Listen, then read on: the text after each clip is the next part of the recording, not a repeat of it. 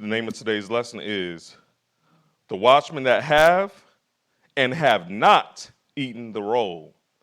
And the purpose of today's lesson is to really focus on where this always emanates from. There are people that have been deceived. There are people that have been tricked, hoodwinked, run amok. However, you always have to stop and ask yourself, by whom? A lot of times we'll say Satan, but Satan isn't popping up in the flesh, appearing to people in that regard. He's not just showing up and saying, I'm about to teach you all this doctrine. There are men and women in this generation walking the earth teaching people these deceptions. And they don't realize that they're being taught away from their God. They're being pushed away from God by these teachings. So we're going to take a good look at them. Let's go ahead and get this lesson started in Ecclesiastes chapter 3. Ecclesiastes chapter 3 and verse 16. Ecclesiastes 3 and verse 16. When you get there, go ahead and read. And moreover, I saw under the sun the place of judgment. So this is Solomon. He's saying, I'm looking under the sun, and I see the place of judgment. Go ahead. That wickedness was there. Wickedness is present in the place where judgment should be residing.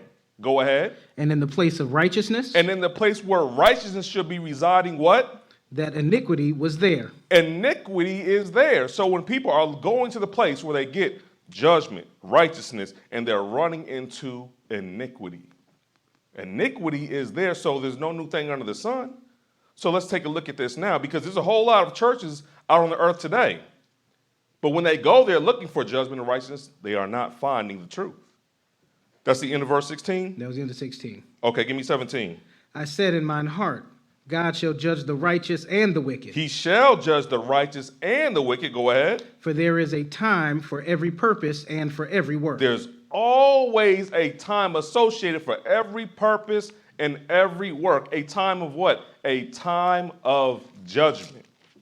Let's take a look at this. But before we go too deep, I just wanted to show that what is being observed in the earth, and then I want to walk back and show what God commanded back here to one of his prophets, one of his people. Ezekiel chapter 3 and verse 1. Ezekiel chapter 3 and verse 1. When you get there, go ahead and read. Moreover, he said unto me. So this is the Lord is always waking up a prophet and getting him on his job. What did he say unto him? Son of man, eat that thou findest. Eat what you are about to find. What you are about to find out. Eat this. Go ahead. Eat this roll. Eat this roll. But we are not talking about bread. Go ahead. And go speak unto the house of Israel. Because the whole point is to speak to the house of Israel. Jesus said, your fathers ate manna in the wilderness and are dead. But it's his words that give you everlasting life, eternal life. So go speak my words into the house of Israel after you ate the roll. Go ahead. So I opened my mouth. Right. And he caused me to eat that roll. And he said unto me, Son of man, cause thy belly to eat, and fill thy bowels with this roll that I give thee. Because some people want to rush so bad to preaching and teaching and evangelizing, and they have yet to eat the roll. Because a lot of people see the position in prominence. They think it's a position of opulence and vanity, and they don't understand how much work has to go behind the scenes before you step foot before the people to open your mouth. Go ahead. Then I did eat it. Then I ate it. In other words, I read his word. Go ahead. And it was in my mouth as honey for sweetness. Right. And he said unto me, Son of man, go, get thee unto the house of Israel, and speak with my words unto them. Now that you've eaten, after you've eaten, now you go speak unto the house of Israel my words. Go ahead. For thou art not sent to a people of a strange speech and of a hard language. Right. But to an house of Israel. Right. Not to many people of the strange speech and of an hard language, whose words thou canst understand. So this is not a difficult thing as far as language is tripping you up. Go and preach unto them in the language that they speak, in the language that you speak, in the language that I showed you how to eat my roll. Go ahead. Surely Had I sent them to thee, they would have hearkened unto thee. If I'd have sent you some of these other nations, they would have listened. That's right. Big witness. Go ahead. But the house of Israel will not hearken unto thee. They won't listen unto you. It's almost like a foregone conclusion. Go ahead. For they will not hearken unto thee, unto me. Because they won't listen to me. Sometimes the Lord already knows that there's people that's not going to listen, but there has to, because he's a righteous judge, there has to be a proper witness placed on them on the day of judgment, showing that they had ample opportunity, chance, but they are the ones that kicked against the one that was bringing his word. Go ahead. For all the house of Israel are impudent and hard-hearted. They are all hard-hearted. They don't want to listen. Go ahead. Behold, I have made thy face strong against their faces. I have made your face strong against their faces. Go ahead. And thy forehead strong against their foreheads. And an adamant harder than flint have I made thy forehead. Fear them not, neither be dismayed at their looks. Right. Though they be a rebellious house. So once you get filled with his word, you don't become a snowflake when a little bit of heat is applied. But he said, no, I've already made your your forehead or your mind, your motivation harder than flint. Go ahead. Moreover, he said unto me, Son of man, right? All my words that I shall speak unto thee receive in thine heart. All my words. Go ahead. And hear with thine ears. And go, get thee to them of the captivity. Yep. Unto the children of thy people. Right. And speak unto them and tell them, thus saith the Lord. Whether they will hear or whether they will forbear. I don't care if they want to listen. I don't care if they won't listen. Whether they will hear or whether they will forbear, go and tell them all my words. That's right. Because that's putting all witness out on the table. Let's go back up to Ezekiel chapter 2. Same book, chapter 2, and give me verse 1. Ezekiel chapter 2 and verse 1, when you get there, go ahead and read. And he said unto me, Son of man, stand upon thy feet, and I will speak unto thee. And the Spirit entered into me when he spake unto me. And he set me upon my feet, that I heard him that spake unto me. Because when you hear his words, his Spirit is supposed to enter into you. Go ahead. And he said unto me, Son of man, I send thee to the children of Israel, to a rebellious nation, that hath rebelled against me. They and their fathers have transgressed against me, even unto this very day. That's how we understand it. Ezekiel is a prophet. Even unto this very day, they are rebelling against their God. Go ahead and jump down to verse 5.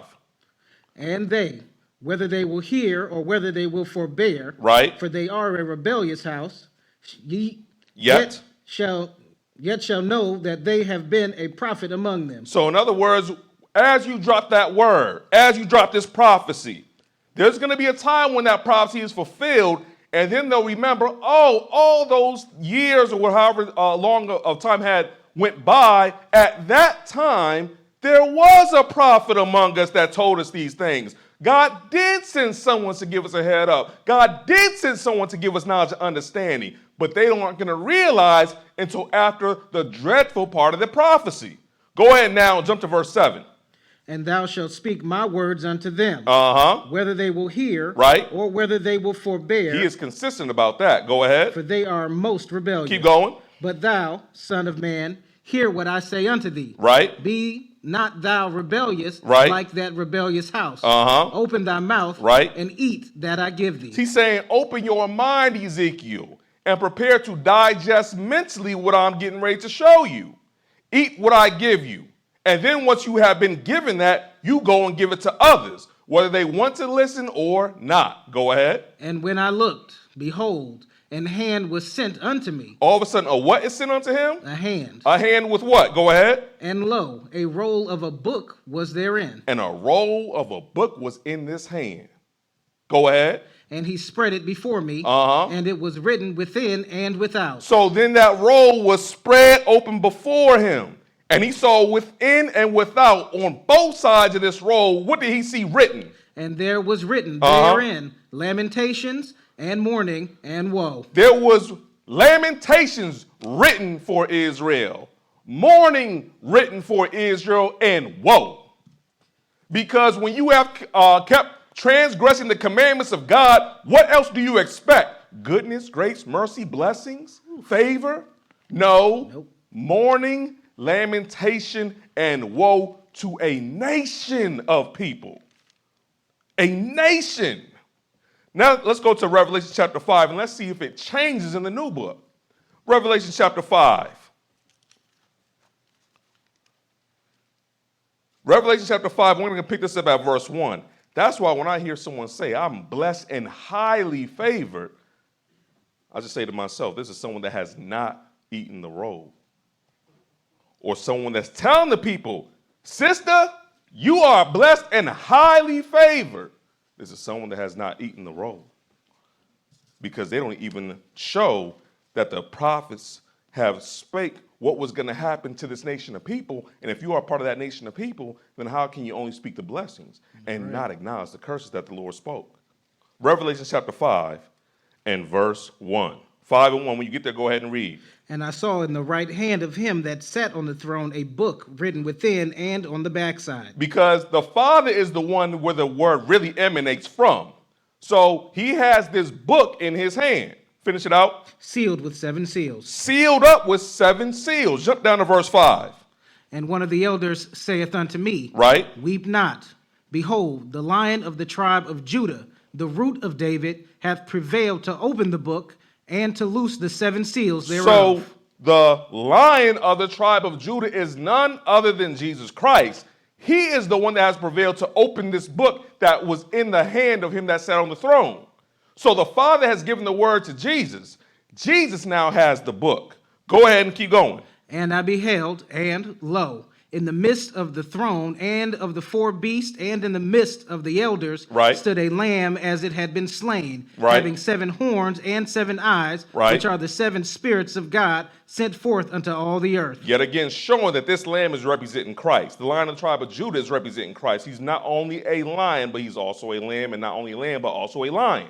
Go ahead. And he came and took the book out of the right hand of him that sat upon the throne. Go ahead. And when he had taken the book, the 4 beasts and the 24 elders fell down before the Lamb, having every one of them harps and golden vials full of odors, which are the prayers of the saints. So now Jesus has prevailed. He has this book, and it seems as if the story goes in a different direction. But you have to eat this roll here a little and there a little in order to understand. Let's go now to Revelation chapter 10 and see what he does with the book. Revelation chapter 10 and verse 1. Revelation 10 and verse 1. When you get there, go ahead and read. And I saw another mighty angel come down from heaven, clothed with a cloud. And a rainbow was upon his head. So now an angel is coming down to earth, clothed with a cloud and a rainbow. Go ahead. And his face was as it were the sun. And his feet as pillars of fire. And his feet are like pillars of fire. Go ahead. And he had in his hand a little book open. Oh, now he has in his hand a little book. Well, where did he get this little book from? From the Lion of the tribe of Judah. Because Jesus passed the word to the angel, and we're going to see what the angel is going to do now that the angel has the book in his hand. Go ahead. And he set his right foot upon the sea, and his left foot upon the earth. Jump down to verse 9. And I went unto the angel, and said unto him, Give me the little book. And he said unto me, Take it. Take it. And eat it up. Take it and what? And eat it up. Now, do you put a book on your table with a knife and fork and start cutting and eating with your mouth? No. Take this book and eat it up with your mind. Go ahead. And it shall make thy belly bitter. But it shall be in thy mouth sweet as honey. That sounds exactly what Ezekiel was speaking about. That's right. Because it's going to be sweet when you get the understanding, but as you spread it, it's going to become bitter. Because you're going to realize everyone doesn't want to hear the words you have to say out of your mouth now.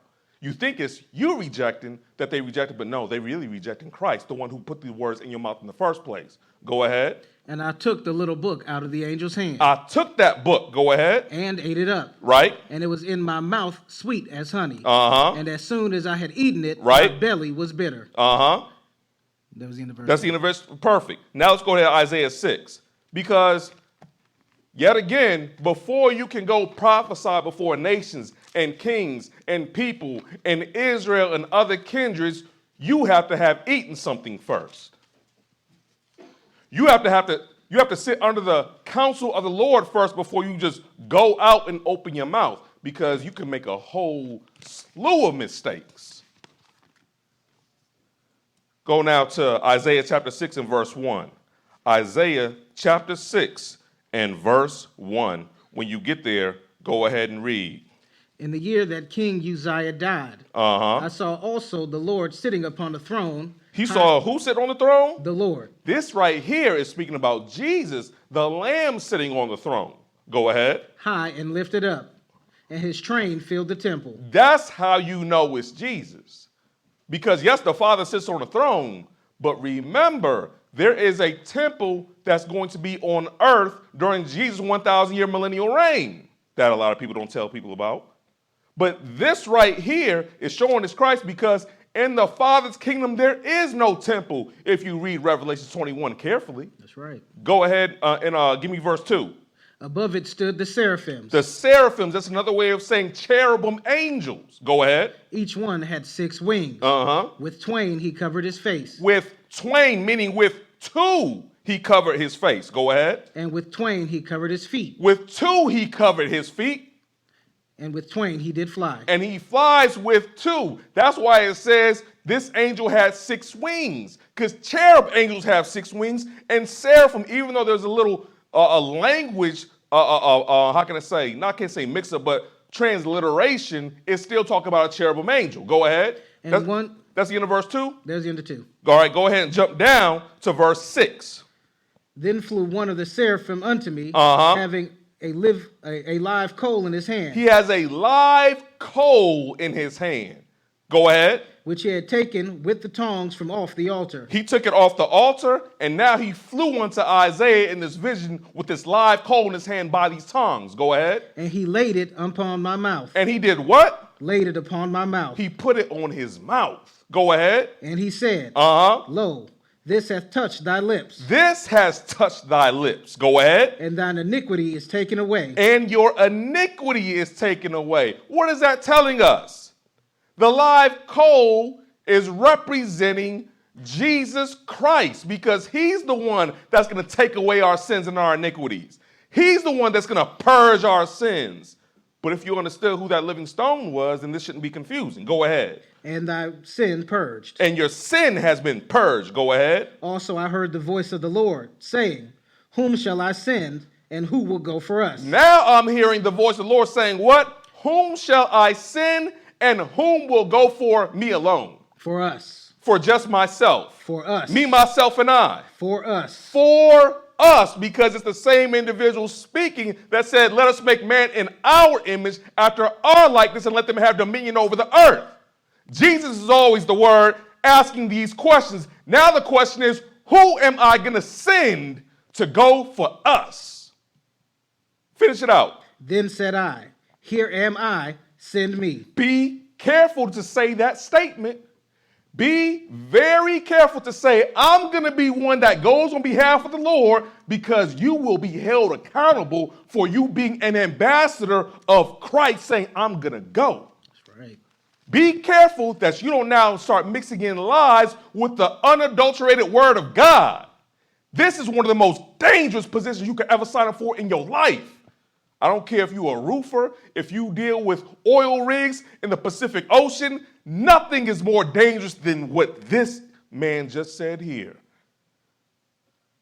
Here am I, send me. Let's go to Ezekiel chapter 3, and let's understand the protocol. Let's understand how the Lord sets this individual up and what's going to be required of him at the end of his mission. Ezekiel 3 and verse 17. Ezekiel 3 and verse 17. Because I see a whole lot of people out here with various titles. Bishop, minister, pastor, reverend, which is the Lord's name. That he never gave that to any man to utilize. All these various titles associated with themselves, and they don't understand what they just signed up for. Ezekiel 3 and 17. When you get there, go ahead and read. Son of man, I have made thee a watchman unto the house of Israel. Because once you've ate that roll, you are now considered a watchman unto the house of Israel. Go ahead. Therefore, hear the word at my mouth and give them warning from me. Give the word at my mouth. In other words, what I have to say on the matter, and give them warning from me. Go ahead. When I say unto the wicked, thou shalt surely die, and thou givest him not warning. And you don't give him warning, go ahead. Nor speakest to warn the wicked from his wicked way. You don't give them warning to turn from their wicked ways, go ahead. To save his life. To save his life. You really don't love them if you're not showing them the truth. Go ahead. The same wicked man shall die in his iniquity. That same wicked man shall die in his iniquity. But is that the end of the story? Nope. Let's read. But his blood will I require at thy hand. His blood is now required at the watchman's hands. You get up here and start saying there's no such thing as a name Jesus. And someone now starts looking for all these other names and they don't ever get baptized in the name of the intercessor and they die. Who told them that name wasn't correct? A false watchman. Now the blood is on their hands. Because now they never called on the name of the actual intercessor. The one that ever lived to make intercession for them on the right hand of the Father.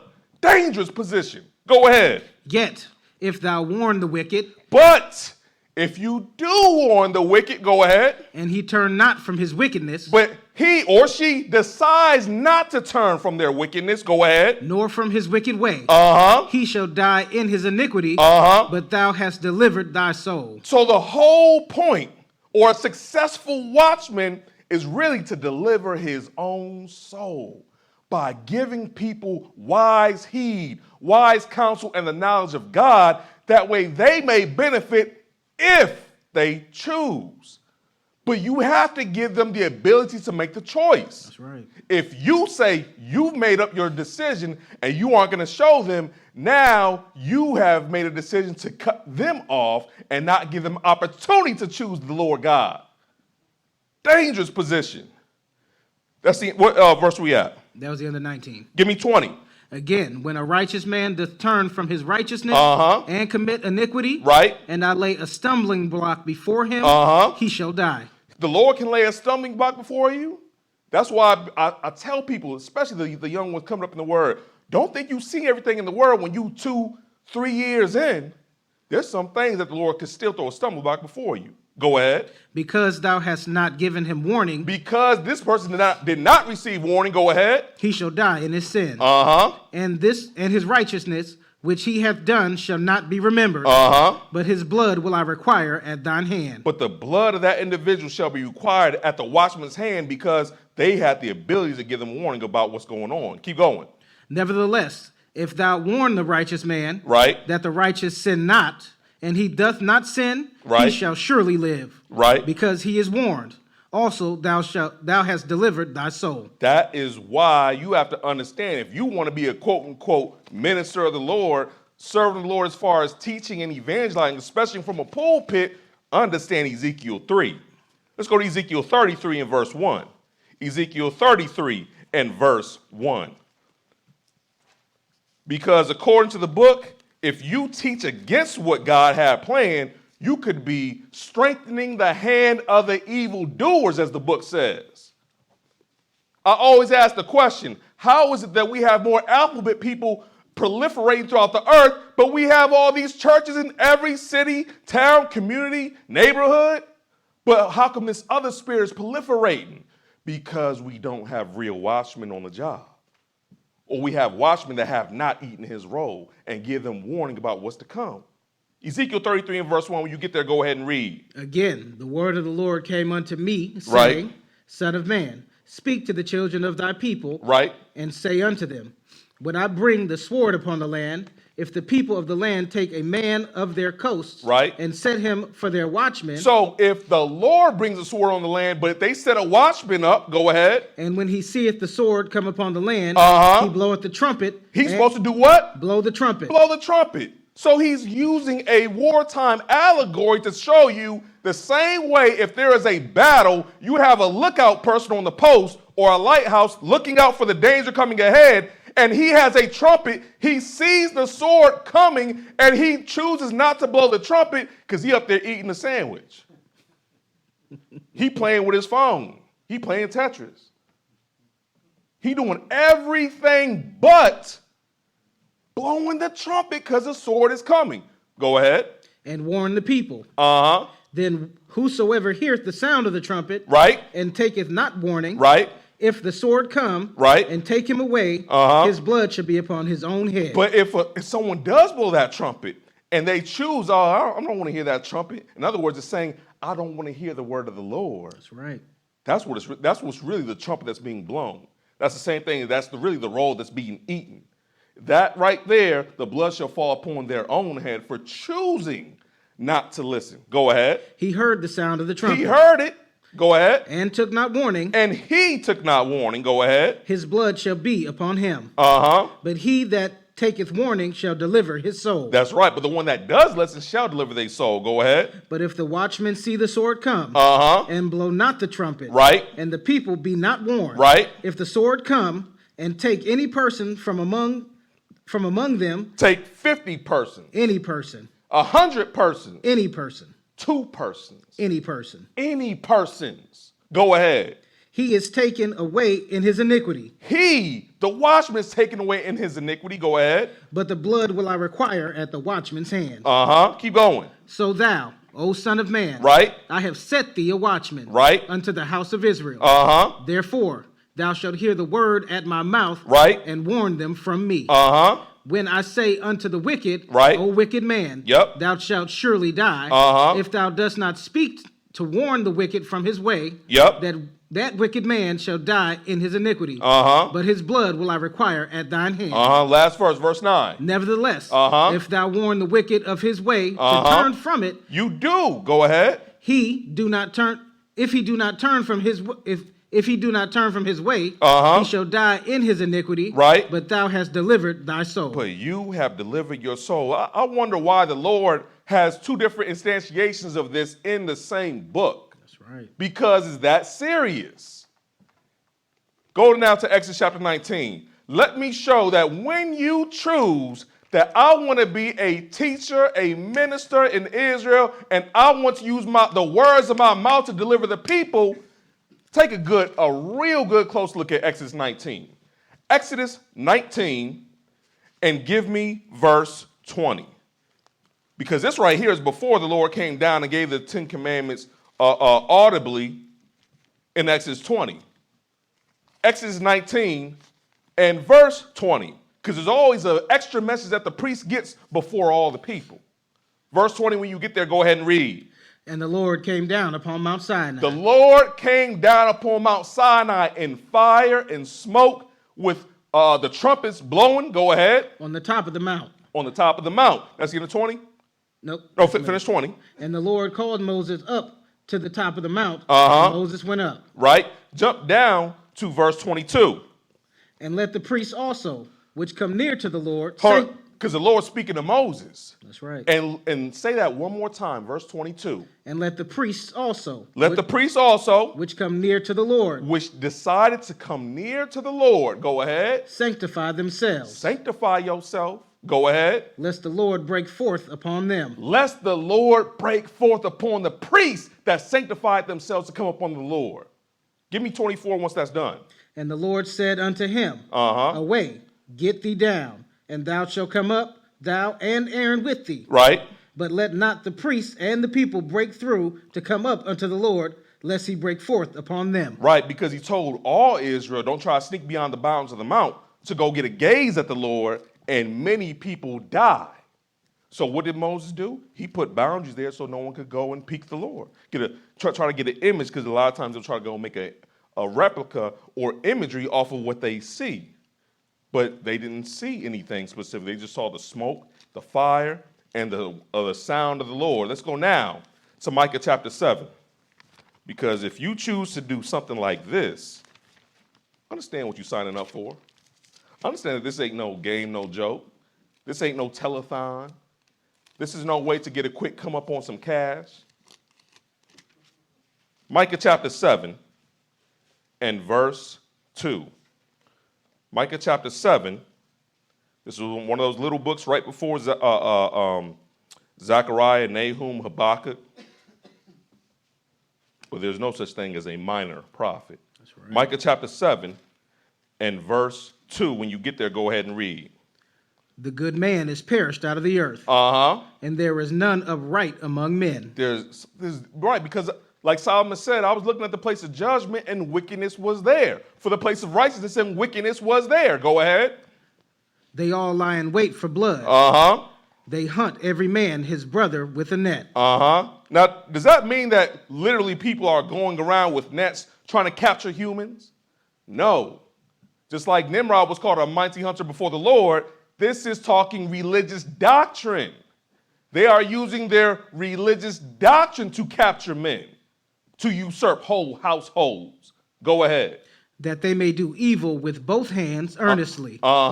The prince asketh, and the judge asketh for a reward. So the prince, the only reason he'll move to do anything is if you give me a reward. As they say, if you line my pockets. That's right. Grease the skids. Go ahead. And the great man, he uttereth his mischievous desire. So they wrap it up. The best of them is a briar. Right. The most upright is sharper than a thorn's edge. So the ones that's considered notable are still like briars and thorns. Go ahead. The day of thy watchman and thy visitation cometh. The day of thy watchman and the day of the visitation. Because there is a day that the visitation will come upon the watchman that's supposed to be watching for the congregation. There is a day where that is coming. Go ahead. Now shall be their perplexity. They are going to be perplexed when that day arises. The thing is, that day hasn't come to pass yet. It's coming. Let's take a good look at what they're doing. In the meantime, let's go to Ezekiel chapter 8. Let's go to Ezekiel chapter 8.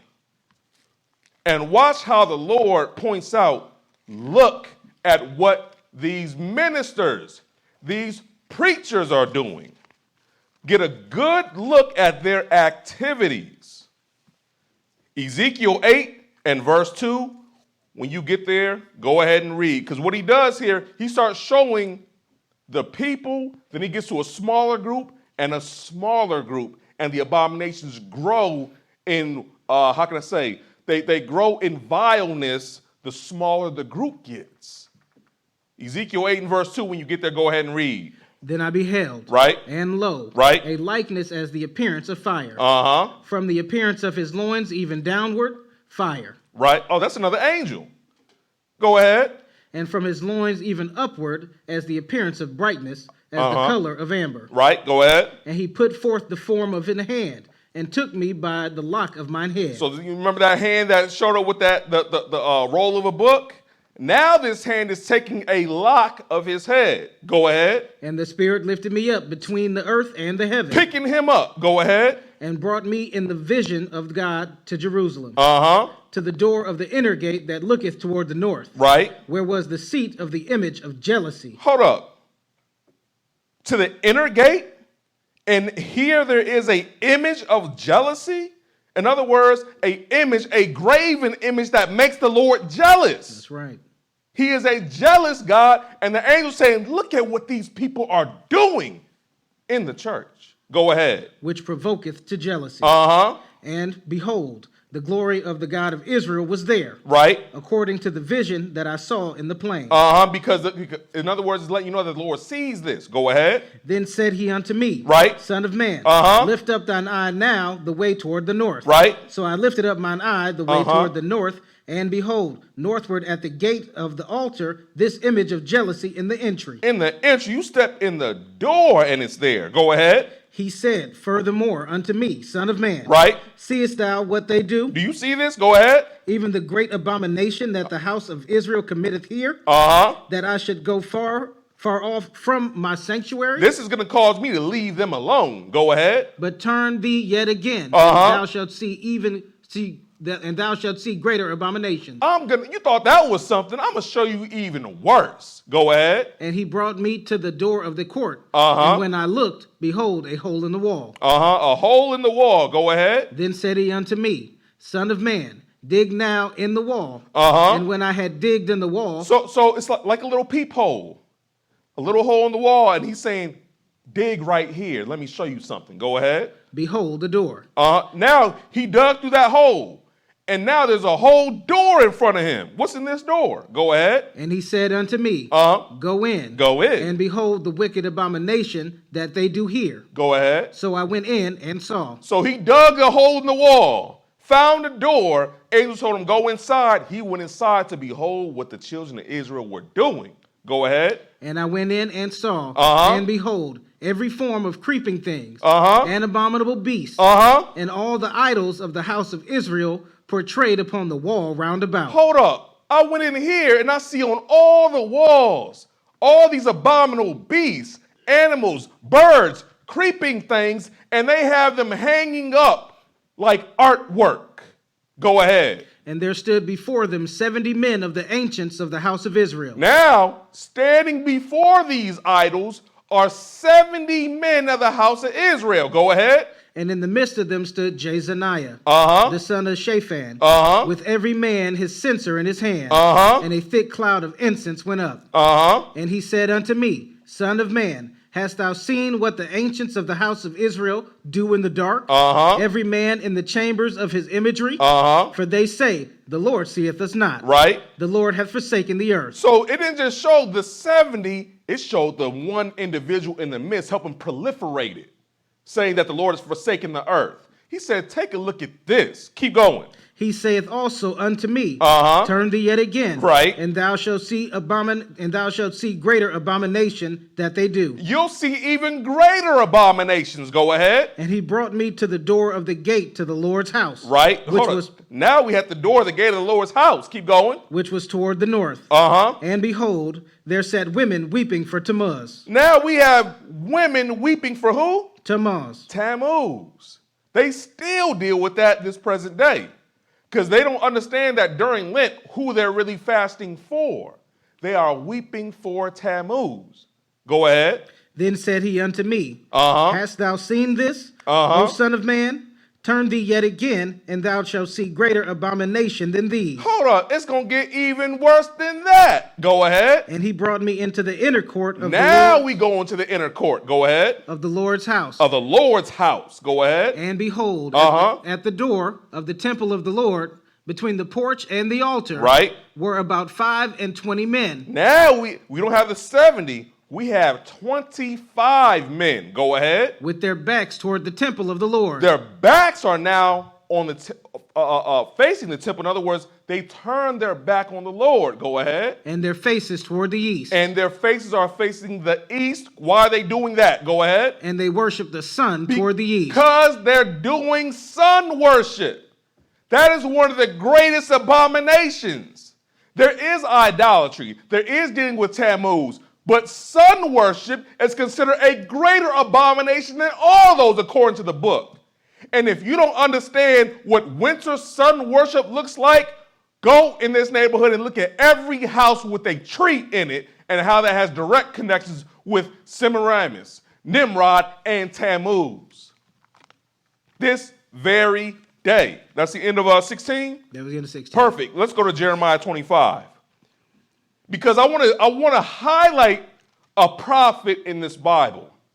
I wanted to show what the watchmen look like, what they have to do, what's required of them, what they have to eat or read before they go deal with the people.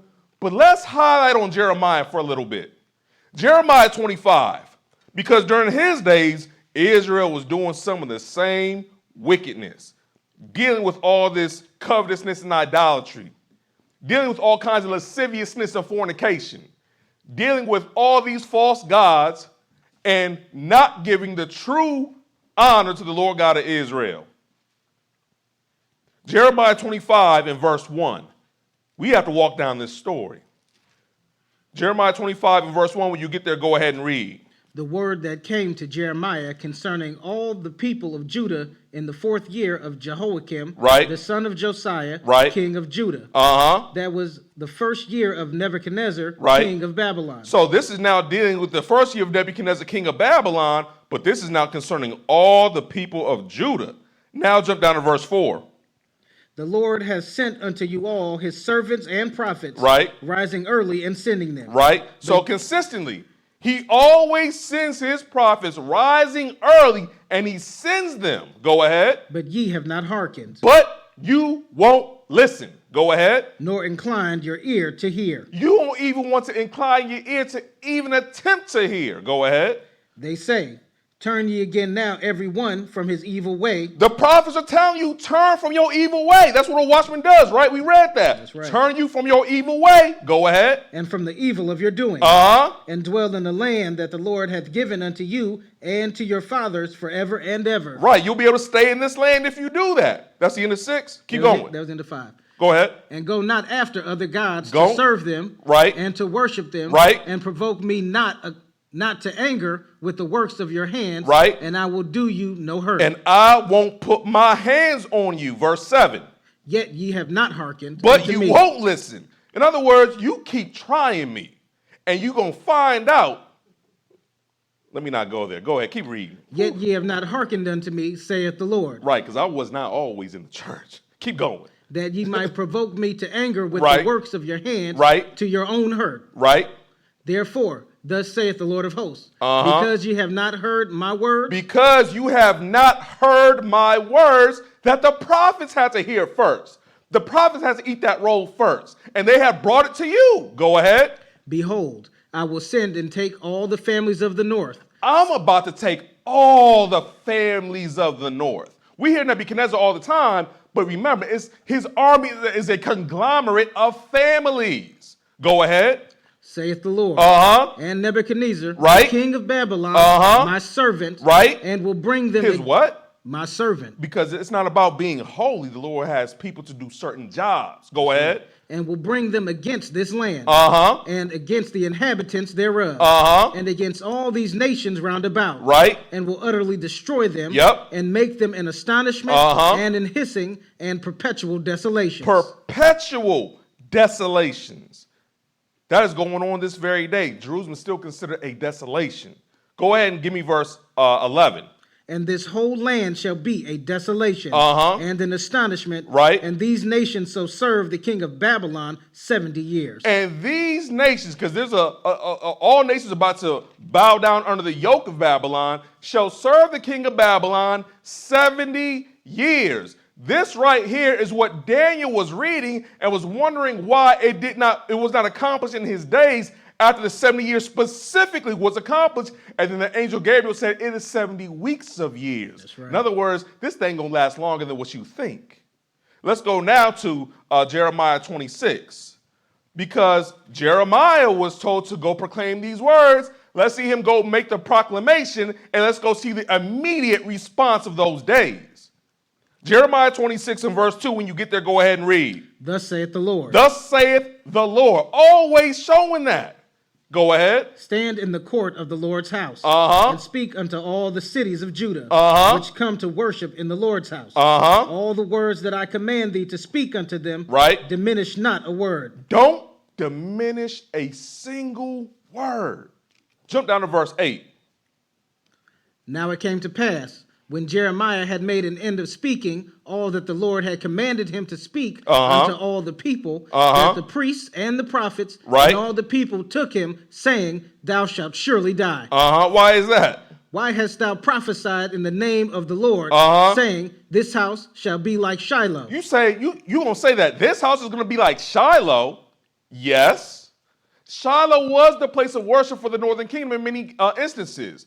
But it was torn down where the Lord said, that's where my name was, but look at what I did into this house. So they had an actual example in those days. Go ahead. And this city shall be desolate without an inhabitant. And all the people were gathered against Jeremiah in the house of the Lord. Keep going. And when the princes of Judah heard these things, then they came up from the king's house unto the house of the Lord and sat down in the entry of the new gate of the Lord's house. Because at that time, you actually still had kings of Israel, kings of Judah. So you had the priests, which were the Levites, but then you had the kings. He's now leaving the king's house because he's heard the prophesying of Jeremiah, and it's like, I want to check this out myself. Go ahead. Then spake the priests and the prophets unto the princes and to all the people, saying, Because there was no division of what they say church and state. So right. Now you're at the church speaking with the state. What are they saying? Go ahead. This man is worthy to die. For he hath prophesied against this city, and ye have heard with your ears. Then spake Jeremiah unto all the princes and to all the people, saying, what does he say? The Lord sent me to prophesy against this house and against this city all the words ye have heard. And that's all he was required to do. Go and carry the Lord's word, whether they will hear or whether they will forbear. You are seeing where some people will forbear. However, it goes on.